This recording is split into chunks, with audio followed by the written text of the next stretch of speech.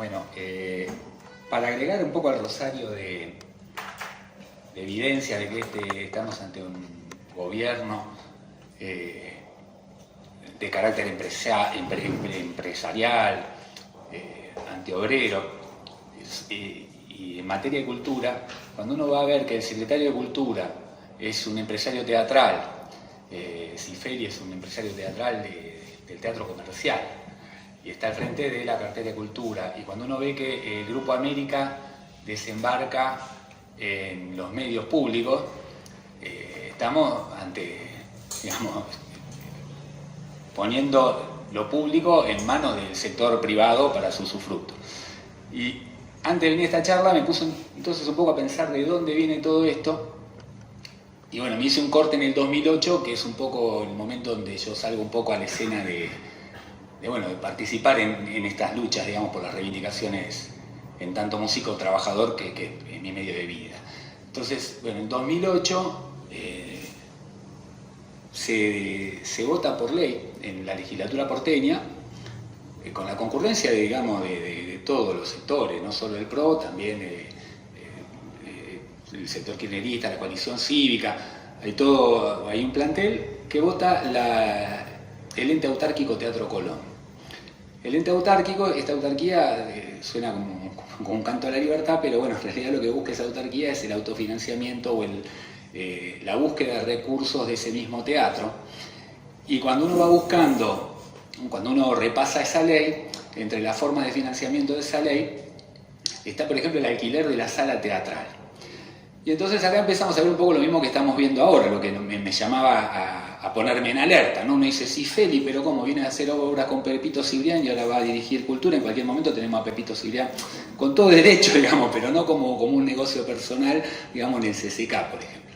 Entonces, ¿qué pasa? Esta ley de autarquía la impulsa un legislador en ese momento que se llamaba Avelino Tamargo.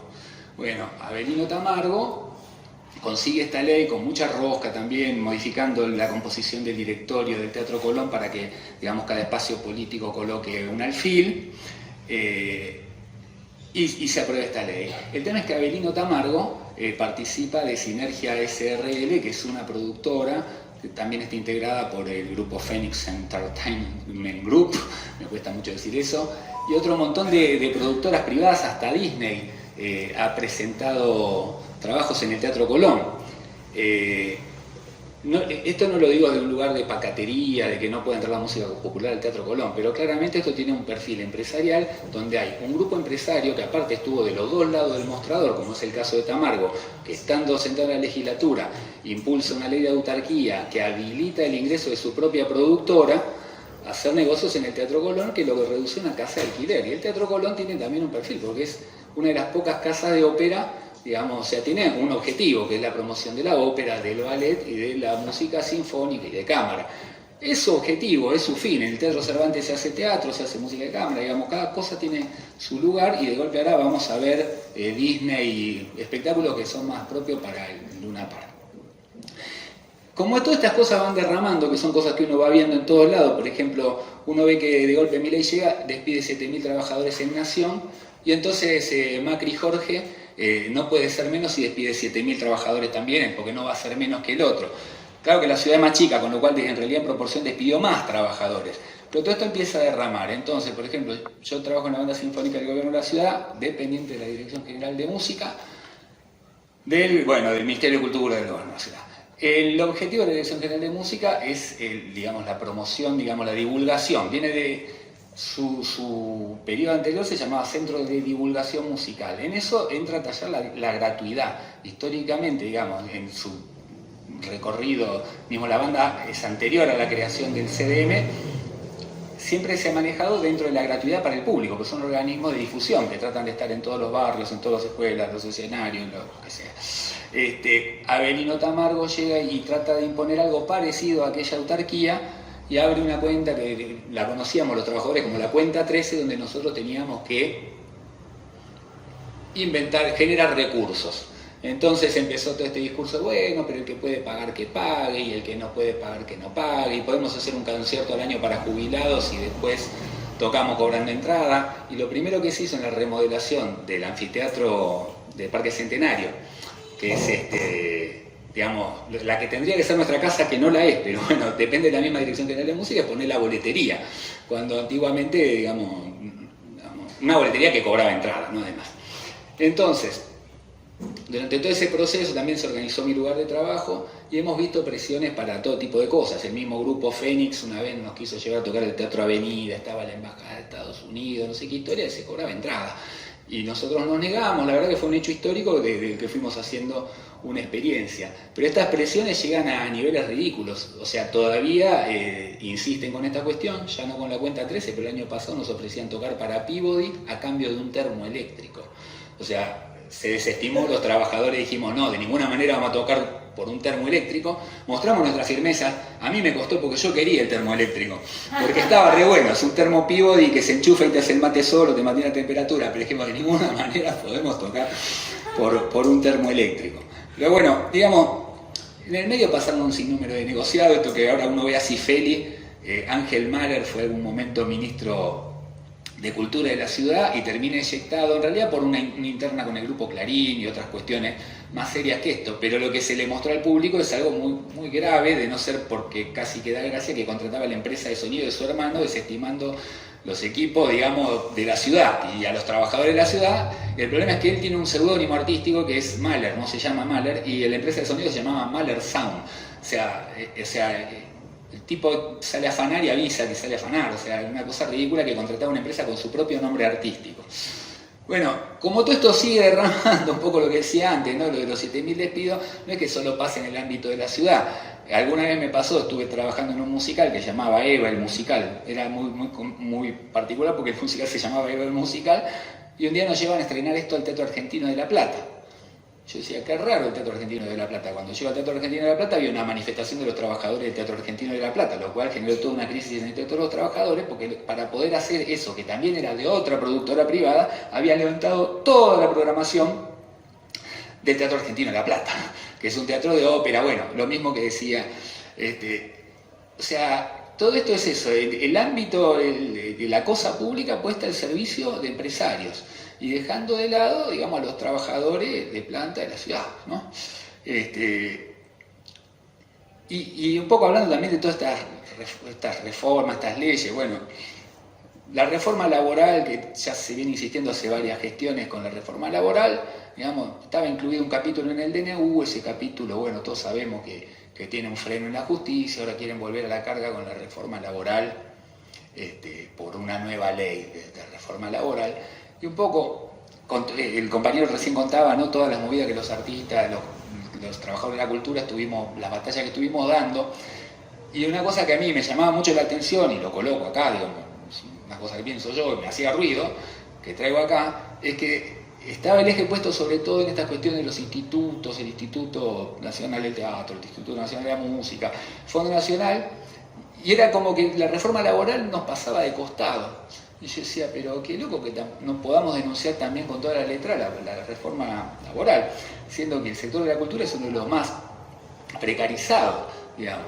Y pensando en la precarización laboral también, lo primero que me viene a la cabeza siempre es que el primer precarizador es el Estado. O sea, yo trabajo en el ámbito estatal y tengo casi la mitad de mis compañeros no están dentro de la planta, ocupan cargos de planta, pero tienen un contrato basura y ganan casi la mitad.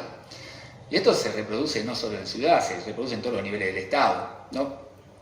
Hablando de cuando dije despido, me olvidé de nombrar también como que también se van invitando entre municipios, que sé yo, en algún momento disolvieron la orquesta de Canal 7, después disolvieron la de José Cepaz, y después disolvieron ahora están disolviendo la orquesta de Pilar. O sea, se parece que los municipios dicen, él cerró la orquesta, yo también la cierro.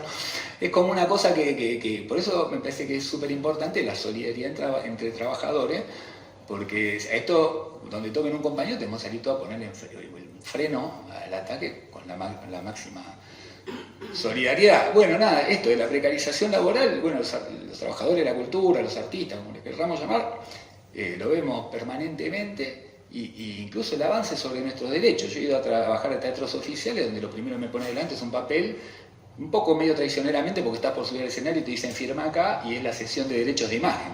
Y si no firmás la cesión de derechos de imagen, no subís. Y uno dice, pero ¿cómo? No es que estamos los derechos, si estoy cediendo mi derecho, digamos, a mi propiedad intelectual. Bueno, un poco un paneo de estas cuestiones que venimos padeciendo, pero no es para hacer que esto se convierta en el muro de los lamentos, tan ahora tan popularizado en estos días. Pero acá también notaba una paradoja, que un poco también lo que traía el compañero, ¿no? Que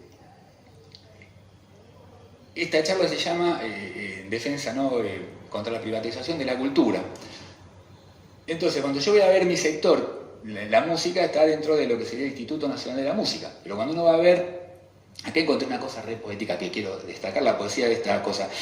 La naturaleza jurídica, es una belleza, naturaleza jurídica. No, yo me imaginaba como, no sé, un bosque jurídico, no sé, una cosa. Perdón, no es una digresión.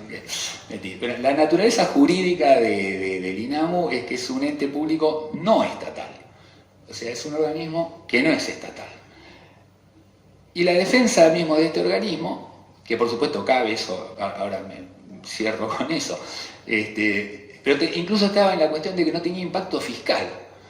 Y yo me dije, pero qué loco que no tenga impacto. Yo al revés quiero que tenga impacto fiscal, ¿no? Porque quiero más presupuesto para cultura.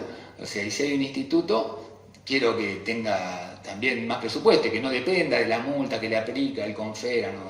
De la ley de radiodifusión y toda una cuestión muy complicada, que tenga su presupuesto que se pueda abordar. Y también, nada, me quedé pensando todas las cosas que siempre pensé de Dinamo, como que desde dónde eso lo defendía, también este ángulo democrático, de que las autoridades no van como a caballo de los cambios de gobierno, pero en realidad las decide el Ejecutivo. Está bien, van medio corridas, pero igual es una cosa que decide el Poder Ejecutivo, y que los músicos no votamos.